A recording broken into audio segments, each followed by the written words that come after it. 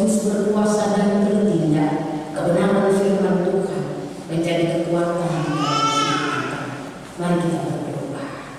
Semangat kami tetap ada untuk Tuhan. Semangat kami tetap ada untuk melayani Tuhan. Sepanjang kami diberikan nafas kehidupan, sepanjang kami bergerak dan maju, sepanjang kami merasakan bahwa di dalam kehidupan kami berbagai macam tantangan pergumulan, bersama dengan Tuhan, Engkau memberikan kami maju, Engkau memberikan kami damai sejahtera, Engkau memberikan kami kasih sayang, kelembutan, bahkan juga kami merasakan sukacita dan berkat ketika doa kami Engkau menjawab sesuai dengan kehendak-Mu. Hari ini kami membaca kebenaran firman-Mu kembali. Kami percaya sungguh bahwa semua kami yang datang adalah punya kerinduan firman-Mu yang mendapatkan tempat yang baik di dalam hati batin kami. Firman-Mu mengubah kehidupan kami. Firman-Mu membawa kami untuk mengerti dan mempercayakan Tuhan lebih dahulu di dalam kehidupan kami yang ada. Itulah sebabnya Bapa, tibalah saatnya kami akan membaca dan juga merenungkan firman. Tuhan bersabda kepada kami sudah siap mendengarkan suara Tuhan. Amin. Firman Tuhan dalam perjanjian lama, kitab Mazmur pasal 85 ayat 1 sampai dengan ayatnya yang ke-14. Bapak dan Ibu saudara lihat di dalam Alkitab, saya akan membaca kebenaran firman ini dan kita semua dapat mendengarkannya. Dengan judul perikop, doa mohon Israel dipulihkan. Untuk pemimpin Ridwan, Mazmur Bani Korah. Engkau telah berkenan kepada tangan mulia Tuhan, telah memulihkan keadaan Yakub. Engkau telah mengampuni kesalahan umat-Mu, telah menutupi segala dosa mereka. Engkau telah menurunkan segala gemas-Mu, telah meredahkan murka-Mu yang menyala-nyala. Pulihkanlah kami ya Allah penyelamat kami, dan tiadakanlah sakit hati-Mu kepada kami untuk selamanya. Engkau murka atas kami dan meletupkan murka-Mu turun-temurun. Apakah Engkau tidak mau menghidupkan kami kembali sehingga umat-Mu bersuka cita karena Engkau? Perlihatkanlah kepada kami kasih setia-Mu ya Tuhan, dan berikanlah kepada kami keselamatan daripada-Mu. Aku mau mendengar apa yang hendak difirmankan Allah. Tuhan, bukankah Ia hendak berbicara tentang damai kepada umat-Nya dan kepada orang-orang yang dikasihinya, supaya jangan mereka kembali kepada kebodohan? Sesungguhnya keselamatan daripada-Nya dekat pada orang-orang yang takut akan-Nya, sehingga kemuliaan Dia di negeri kita. Kasih dan kesetiaan akan bertemu, keadilan dan damai sejahtera akan bercium-ciuman. Kesetiaan akan tumbuh dari bumi, dan keadilan akan menjenguk dari langit. Bahkan Tuhan akan memberikan kebaikan, dan negeri kita akan memberi hasilnya. Keadilan akan berjalan di hadapannya, dan akan membuat jejak kakinya menjadi jalan. Demikianlah sabda kebenaran firman Tuhan. Berbahagialah kita semua yang pada pagi ini dengan bersukacita menyambut kebenaran firman, melakukan kebenaran firman di dalam hidup hari lepas hari. Haleluya.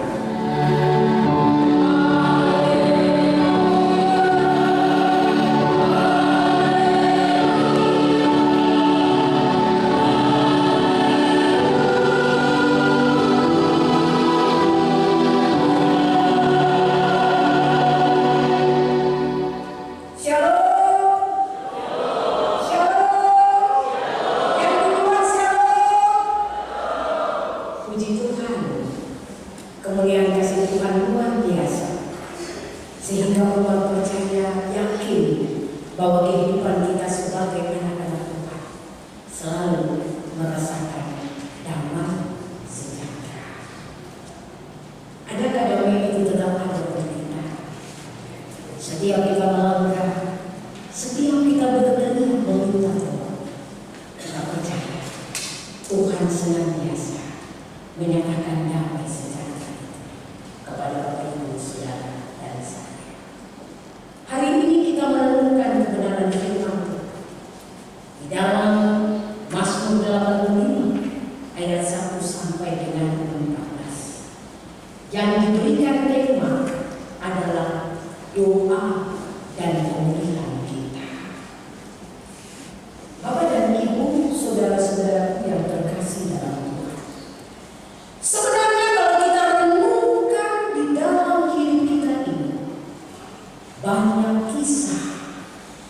yang kita hadapi sebagai orang-orang percaya.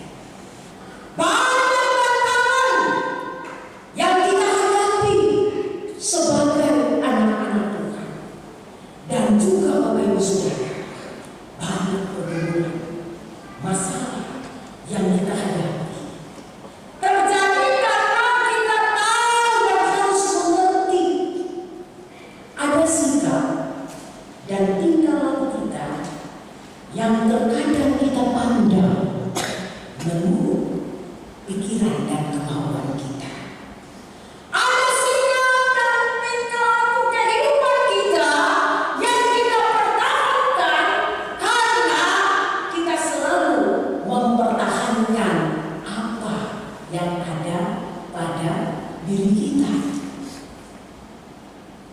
Kita selalu akan berkata, kapan kisah ini akan berakhir, dan juga mendapatkan jawaban. Apakah tantangan ini akan berakhir dan mendapatkan jawaban?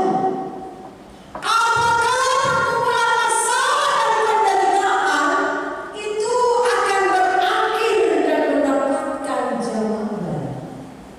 Bapak dan Ibu saudaraku yang terkasih, sebagai manusia dalam kebimbangan, terkadang kita bertanya, tapi bisa kita juga menjawab sendiri.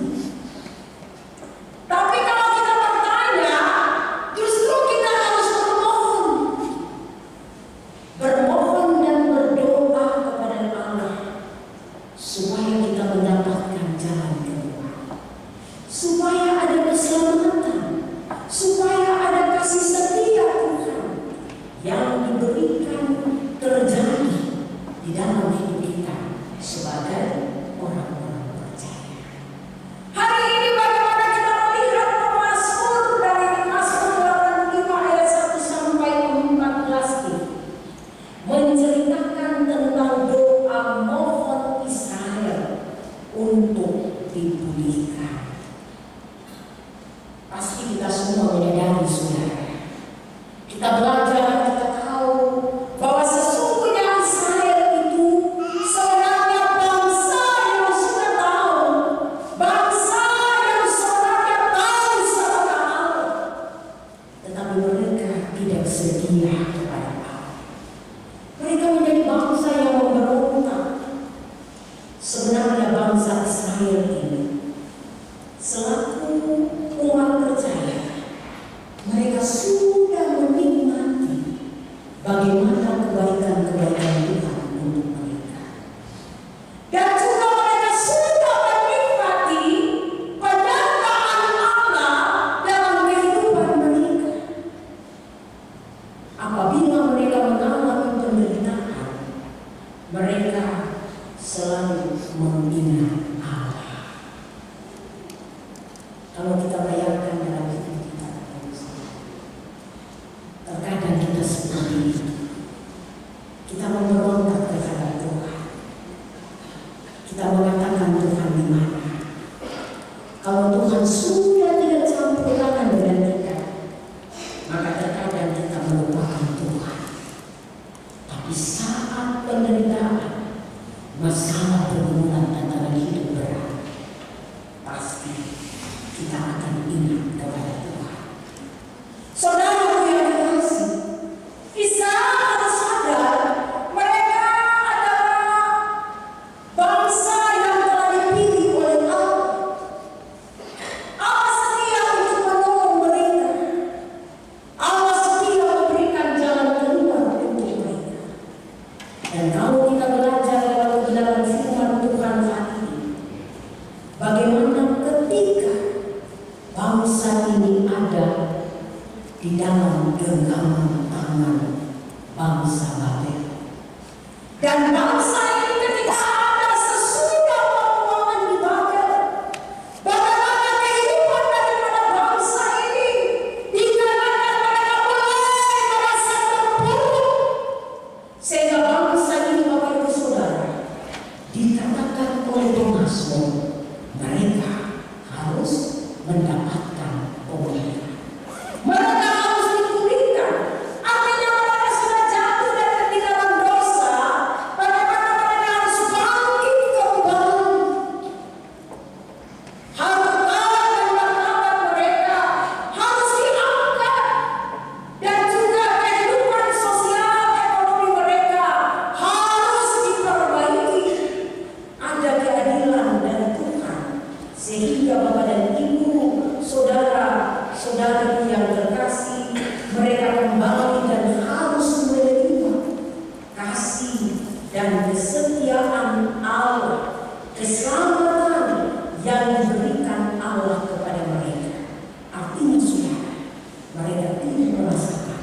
bahwa mereka sedang dianiaya. Bapak dan Ibu Saudara, pemazmur berdoa.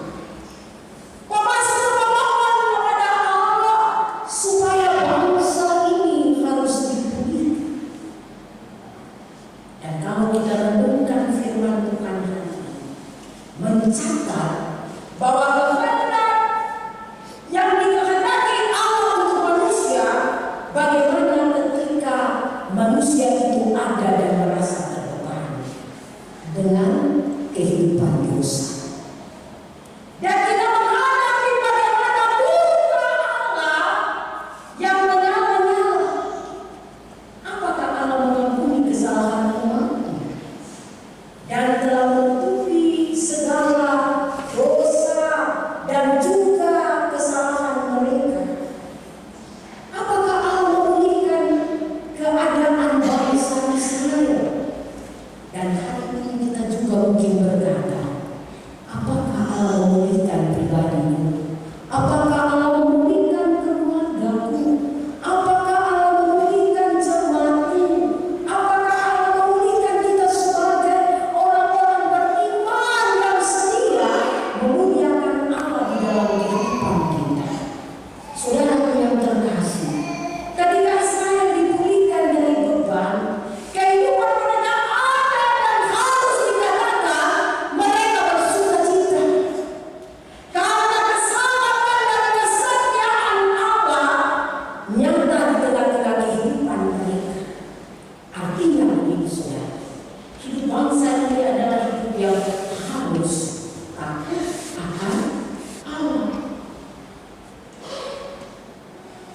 Tuhan pasti akan memberikan keadilan dan damai sejahtera. Dan juga dikatakan masih ada kesetiaan dan keselamatan dan kemuliaan Allah ada di tengah-tengah kehidupan bangsa ini.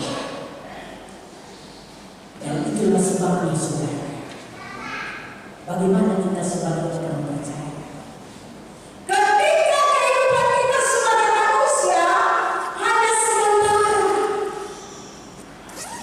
Ada pujian yang terungkap, hidup ini adalah ada apa?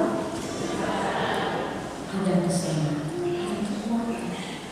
Hidup ini sementara saudara.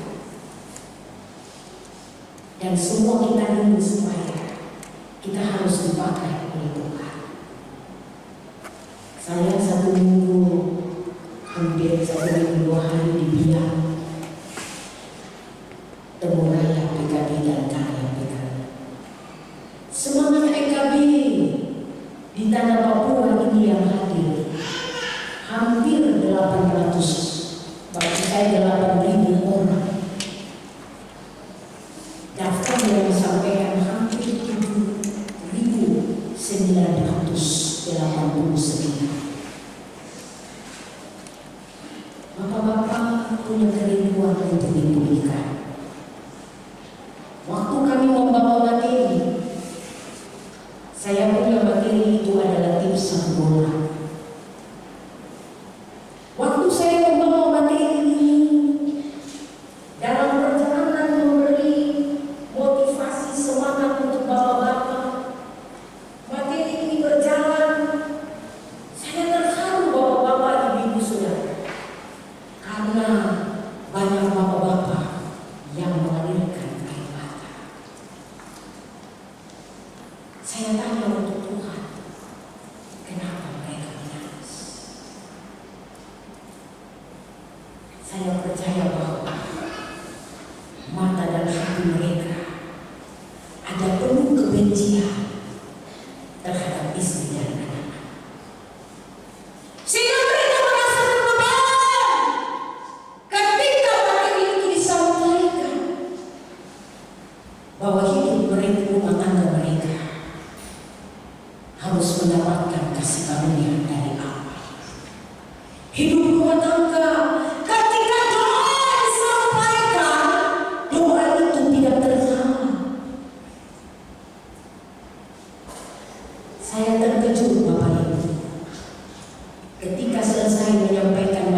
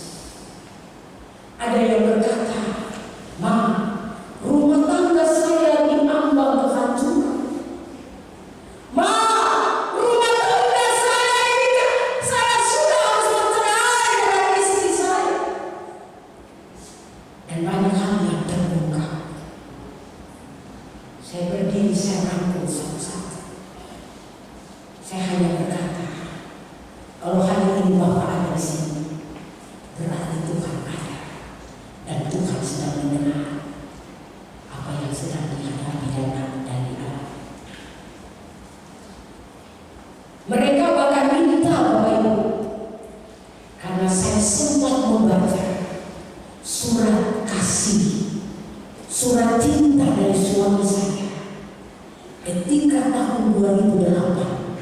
Pendeta Simon Everois menulis surat cinta buat saya. Dia menyampaikan maaf, tetapi dia juga memberikan motivasi untuk saya sebagai istri. Mereka minta, mama, tolong mama surat itu kan, supaya kita juga mau tulis untuk ketemu istri-istri.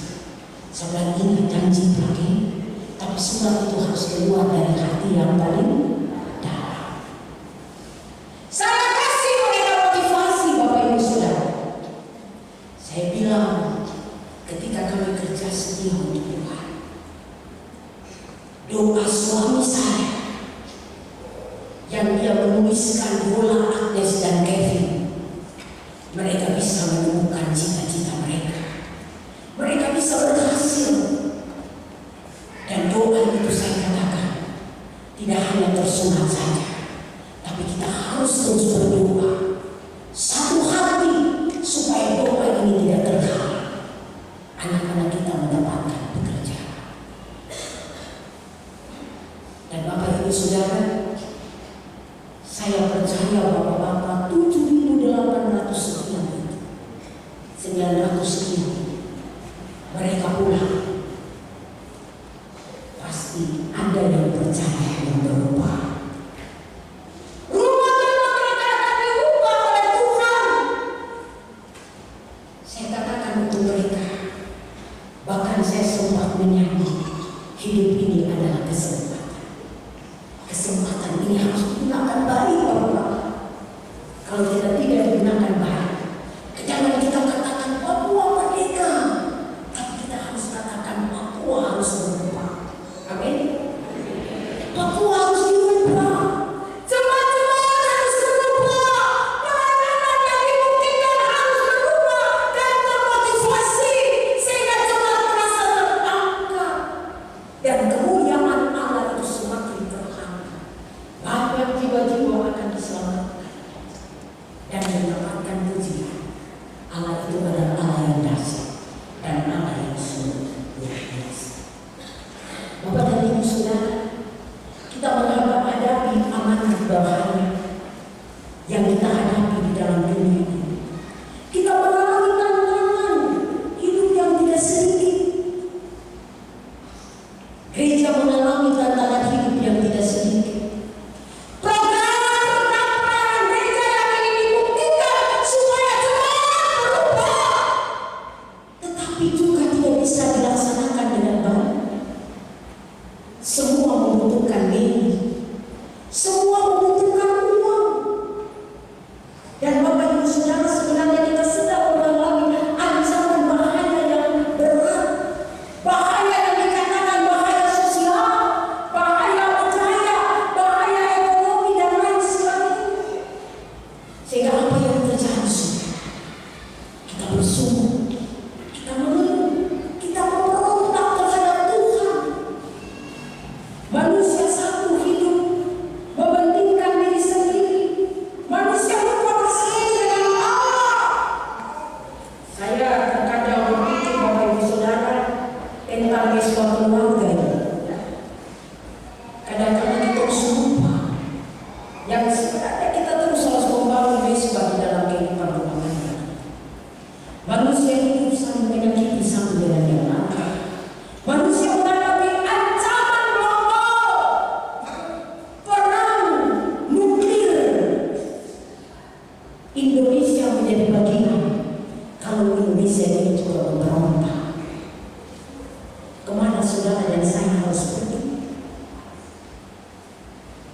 Bagaimana manusia merekayasa kepentingan yang berdampak? Orang lain menjadi korban kekerasan. Apa yang harus dibuat oleh gereja dan apa yang menjadi peran gereja 67 tahun. Gereja ini bangkit, gereja ini berdiri, gereja ini mengatakan kemuliaan kasih Allah. Saudaraku yang terkasih, bukan untuk kepentingan pribadi. Gereja ini hadir untuk mewujudkan damai. Gereja ini hadir untuk mewujudkan keadilan dan juga keselamatan kesejahteraan. Misi gereja harus menjadi jelas, membawa umat kepada Allah supaya dipulihkan. Saya dibilang GKI 67 tahun untuk kasih soal juga mendapatkan suatu momen yang luar biasa. Tapi apakah 1000 umat yang main ini adalah mereka telah merasakan keadilan, kedamaian, dan kesejahteraan? Ini gereja harus berumur. Gereja harus punya kasih. Gereja harus bertanggung jawab untuk melaksanakan panggilan gereja. Bersaksi, melayani, dan juga bersekutu. Gereja harus berani, saudara, untuk mengubah sikap hidup manusia yang sudah tidak peduli dengan hal kasih. Gereja harus berani, saudara. Gereja bukan harus berulang-ulang dalam melayani, asal yang penting dia senang, dia kuat. Tidak, saudara. Gereja harus sadar bahwa gereja ini sedang memberitakan amanat Allah. Makanya di dalam doa saya, saudara, saya punya suami sudah pensiun, tapi saya berdoa, saya katakan, Tuhan, di umur sisa hidup saya, di sepanjang perjalanan sebelum saya pensiun, kalau banyak saya hidup di dalam jemaat, tapi sekarang saya ingin mengembara, pergi kemana Tuhan suruh untuk saya melayani. Bapak Ibu Saudara, kita percaya lewat kebenaran firman, kita akan dipulihkan oleh Allah. Kita harus belajar, saudara. Orang yang dipulihkan oleh Allah, dia harus belajar untuk merendahkan diri. Orang yang dipulihkan oleh Allah itu, dia harus membangun relasi hubungan baik dengan Tuhan di dalam doa. Orang yang dipulihkan oleh Allah, dia harus menciptakan suasana hubungan baik dengan Tuhan. Karena orang yang akrab dengan Tuhan akan beroleh kekuatan. Orang yang akrab dengan Tuhan terus bertumbuh dalam kehidupannya dan dikatakan dia menghasilkan buah. Dan orang yang dipulihkan oleh Allah adalah orang yang mau mencari wajah Tuhan. Apa yang menjadi kehendak Tuhan? Itu berarti, Bapak Ibu Saudara, Tuhan tidak mau kita pertahankan dosa. Tuhan juga tidak mau kalau kita tidak hidup kudus di hadapan Tuhan. Kemarin waktu kami bawa materi, dalam kitab Kejadian dikatakan bahwa ketika Allah menciptakan semua yang diciptakan, ayat firman berkata Allah memberkatinya dan Allah mengucapkan semua untuk manusia menamakan hewan yang ada. Nah, Bapak Ibu Saudara, materi yang kami berikan itu bahwa rumah tangga itu harus dikuduskan. Rumah tangga itu harus diberkati. Saya senang sekali karena memang banyak orang Papua, orang Papua yang ikut. Jadi waktu kita dulu diskusi, dia bilang begini, Pak, yang lurus, yang putih, yang bukan Papua, itu jarang-jarang lihat. Tapi yang ketemu lihat ini Papua